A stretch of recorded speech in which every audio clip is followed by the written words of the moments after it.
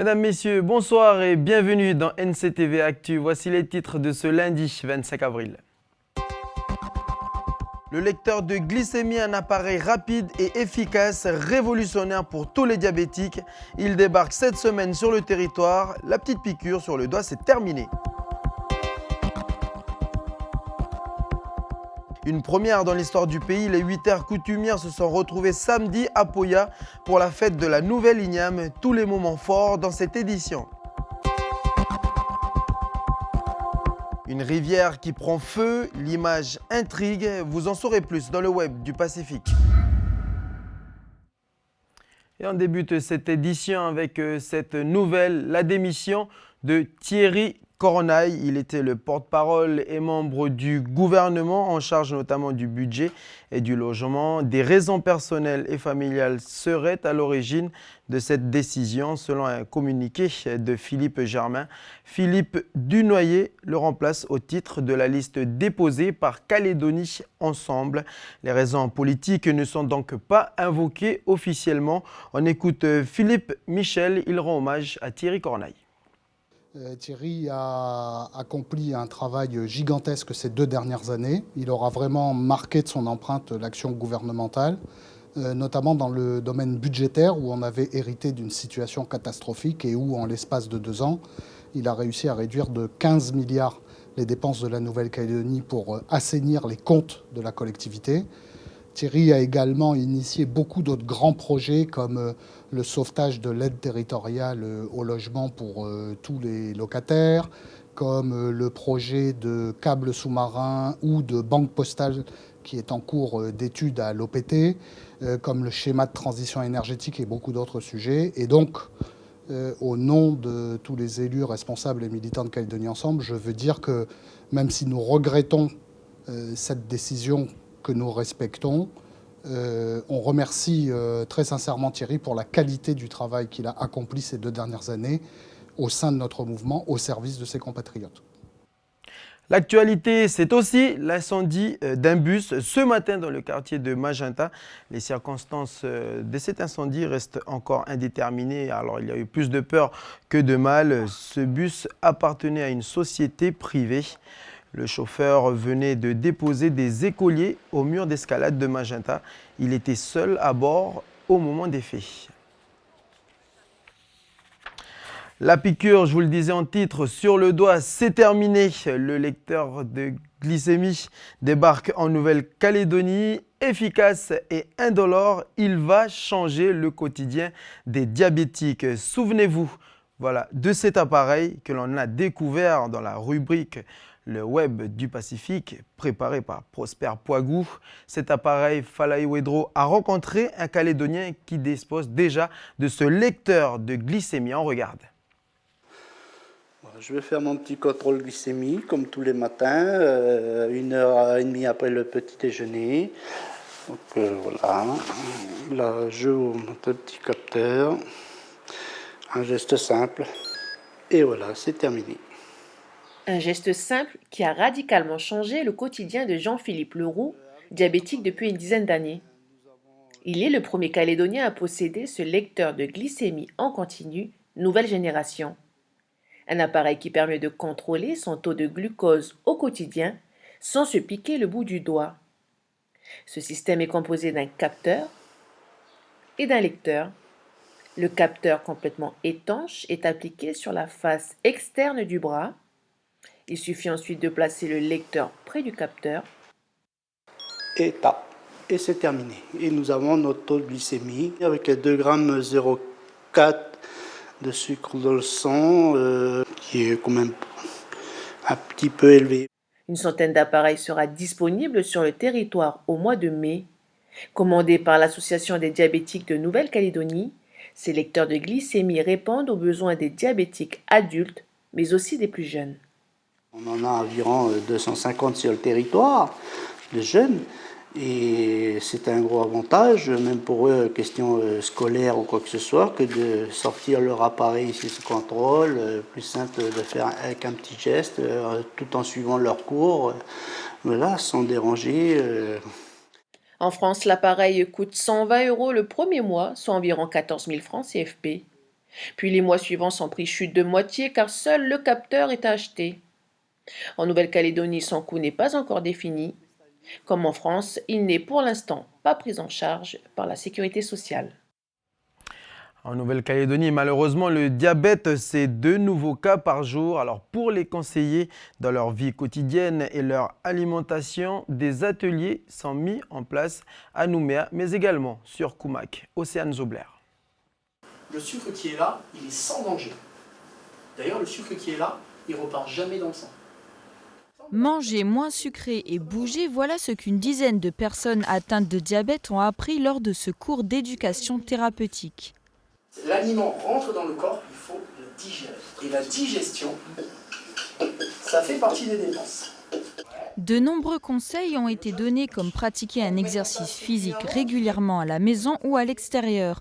Autant de moyens pour faire diminuer son diabète soi-même à travers des exercices de tous les jours. Ce centre pour diabétiques à Nouméa propose ainsi des stages d'éducation avec des animations et des entretiens individuels. Tous les diabétiques adultes peuvent y participer gratuitement sous prescription d'un médecin.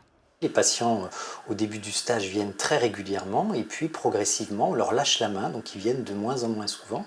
Et ce stage s'étire sur à peu près 9 mois parce qu'il s'agit de modifier ses habitudes de vie et il faut le faire pas à pas, ça prend du temps. Le centre compte 10 nouveaux patients par semaine. Afin de pallier à cette forte demande, d'autres structures se mettent en place sur le territoire. On y propose aussi des ateliers et des échanges avec les malades du diabète.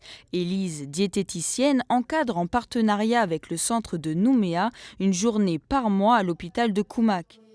Dans quel produit on est sûr d'avoir du sucre? Tout ça, hein. Ouais. À un moment donné, on vous a montré une carte et on a fait « Oh, pas bien !» Des ateliers qui ont le mérite d'exister, mais qui restent trop peu nombreux en province nord. Les malades trop éloignés ne peuvent pas accéder facilement à ces ateliers. En cause, des problèmes de transport et un manque de communication. En Nouvelle-Calédonie, c'est 12 000 personnes qui sont diagnostiquées et suivies pour le diabète. Selon une étude de l'OMS, 12 000 autres seraient malades sans le savoir. Une maladie qui touche 10% de la population adulte et qui représente un coût de 5 milliards de francs par an à l'État. On retrouve le tweet du jour. Le tweet du jour est signé l'écrivain Paul Joël. Il annonce le décès de Guy Agnel. Il fut le premier professeur d'université calédonien, professeur de droit public à l'Université de Nouvelle-Calédonie. Il dirigeait entre autres le département de formation continue et il était également responsable de la délégation du Centre national d'enseignement à distance, le CNED. Guy Agnel, donc, qui s'est éteint vendredi soir à l'âge de 66 ans. On enchaîne avec la revue de presse internationale de Clémence Losseron.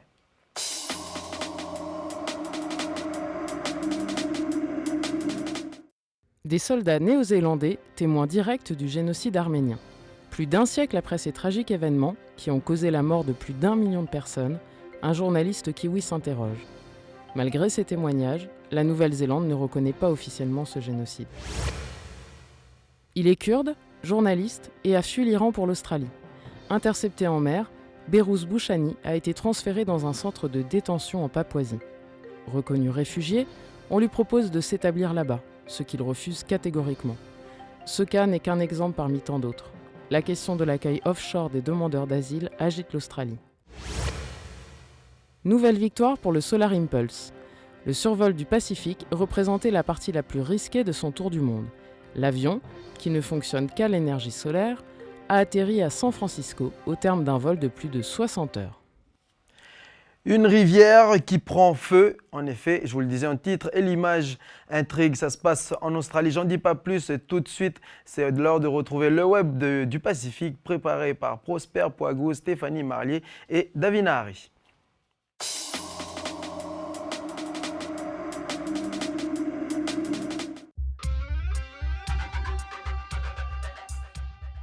Le plus grand constructeur naval militaire français pourrait travailler pour l'Australie.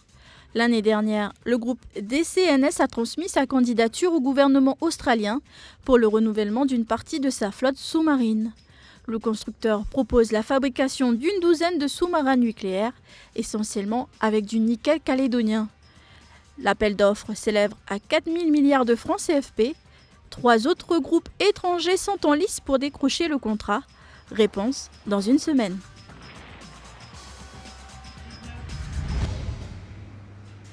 Au Vanuatu, le ministre des Services publics et des Infrastructures a demandé aux dirigeants de l'aviation civile de refuser l'atterrissage du charter d'Air Nouvelle-Zélande. Un vol prévu pour le 28 avril prochain.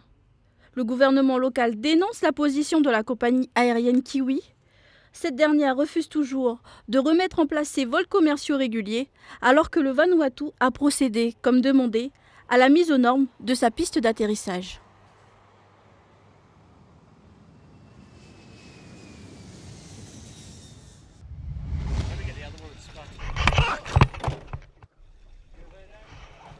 Et pour finir, cette vidéo spectaculaire. Le député écologiste australien Jeremy Buckingham dénonce la présence de méthane dans l'eau. Ces rejets seraient dus à de nombreux forages dans la région du Queensland. L'industriel incriminé a expliqué que ces émanations ne présentaient aucun risque pour l'environnement.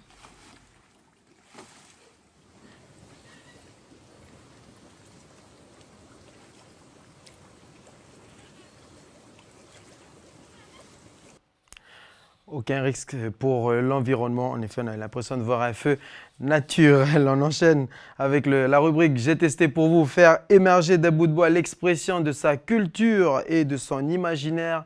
C'est un art traditionnel qui traverse les générations grâce notamment à la transmission. Chloé a testé pour vous un atelier d'initiation à la culture sur bois. C'est tout de suite.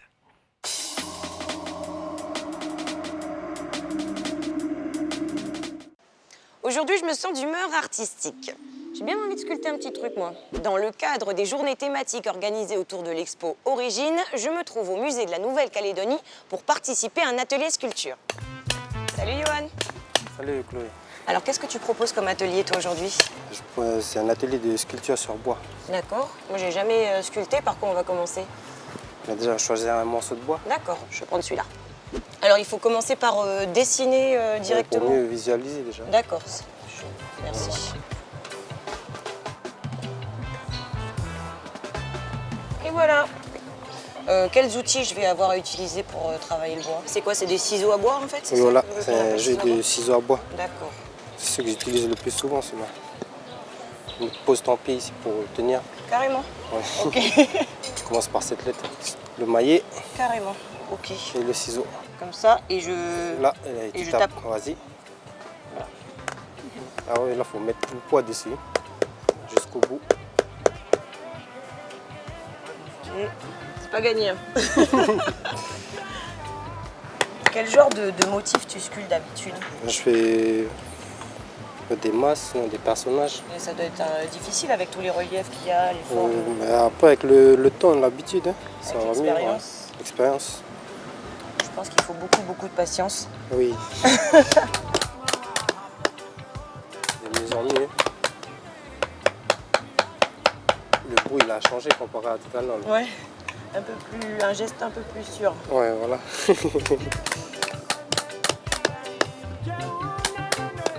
Bon là, le plus gros est fait. Il me reste juste à faire les finitions, c'est-à-dire bien finir le contour des lettres avec le papier de verre.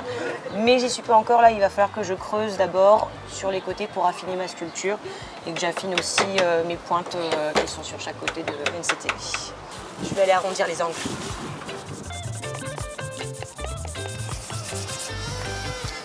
Bon, bah, je crois que c'est terminé. Tiens, regarde mon œuvre, Johan, qu'est-ce que t'en penses? Sois honnête, hein, n'aie pas pitié. Bon, bien travaillé. Finition aussi, elle est top. Il y a encore d'autres finitions à faire, je pense. Mais... Oh, mais c'est bon pour une première pièce. Ouais. Ouais. Moi, je suis assez fière. C'est la première fois que j'ai l'occasion de tester la sculpture. Ça demande, je pense, beaucoup de patience puisque j'ai quand même mis 5 heures pour ma modeste sculpture. Il faut quand même le temps de choper le coup de main. Le geste technique, ça vient avec la pratique, à mon avis. Mais en tout cas, c'est très gratifiant et très relaxant. J'en ressors détendue et puis je suis contente d'avoir fait quelque chose de mes 10 doigts. Le musée de la Nouvelle-Calédonie propose régulièrement des ateliers découvertes de ce genre. Alors n'hésitez pas à vous tenir informé via leur site internet. Quant à moi, je vous dis taltoul! Direction la province Nord, une première dans l'histoire du pays, la fête de l'igname célébrée en présence des 8 aires coutumières. Ça s'est passé à Poya. Alors pour vous faire profiter pleinement de cet événement intitulé la fête nationale, je vous propose de revivre les temps forts de cette fête, un long format qui se passe de commentaires signé Anissa Toussi et Vanessa Kédé.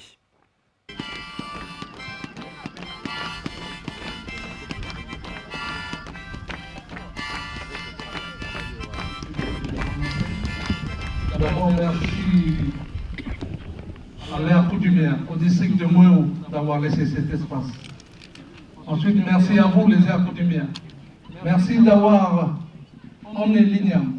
Là, ils vont partager le terre d'igname qui a été béni et puis ils vont le mettre en deux pour pouvoir donner aux districts qui sont les responsables de la cuisson. Il y a la cuisson au four traditionnellement et la cuisson dans les marmites. Voilà, là ils sont en train de partager là, pour équilibrer parce que les ignames qui vont au four ne seront pas lavés. Ça c'est la tradition qui fait ça. Mais les ignames qui seront mis dans les marmites, il y a une partie des gens là qui vont aller les laver à la rivière là-bas.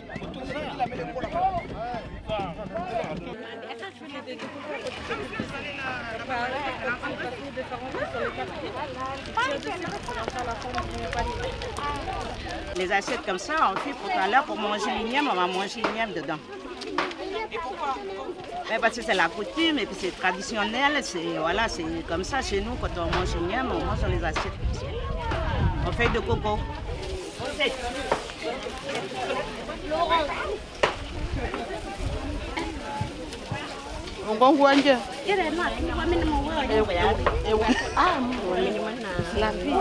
J'attache l'igname, c'est pour pas que ça colle la peau après la paille et que ça tombe en miettes. C'est pour ça qu'on attache pour pouvoir mettre dans les paniers. Ces ignames, ils vont aller après dans le four qui est derrière.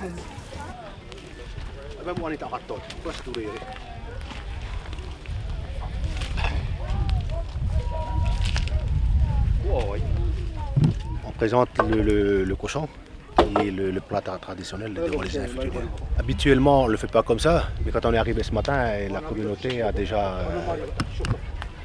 creusé un trou. Pour ça, on s'adapte pour pouvoir le cuire.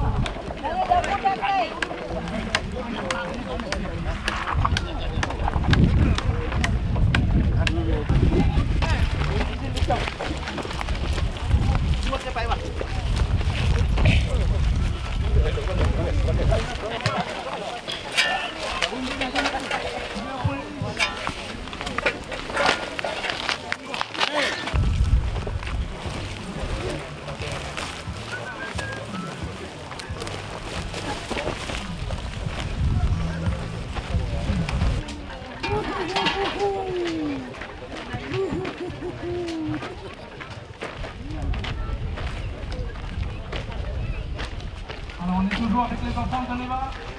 Un dernier chant. Le dernier. On a déterré le four, voilà. On a déterré le four, le four on a mis à 10 heures. On a mis 2 heures pour la cuisson.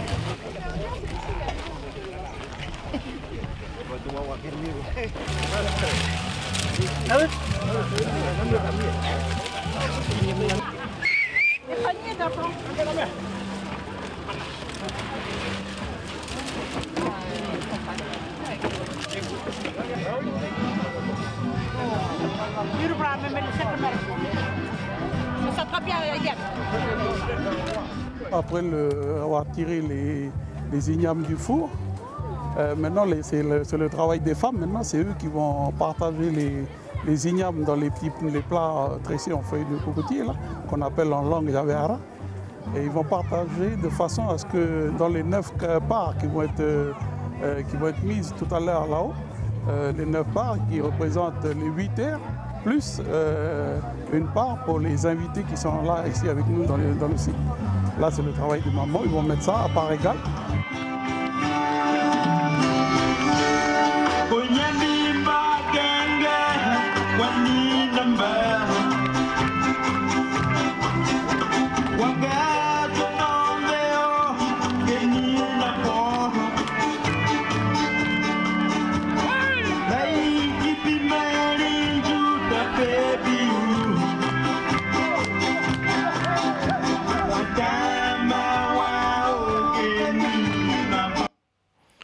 Voilà, c'est donc sur ces belles images de la fête nationale, ça s'est passé à Pouya, que se referme cette édition NCTV Actu. Merci de nous avoir suivis, merci de votre fidélité.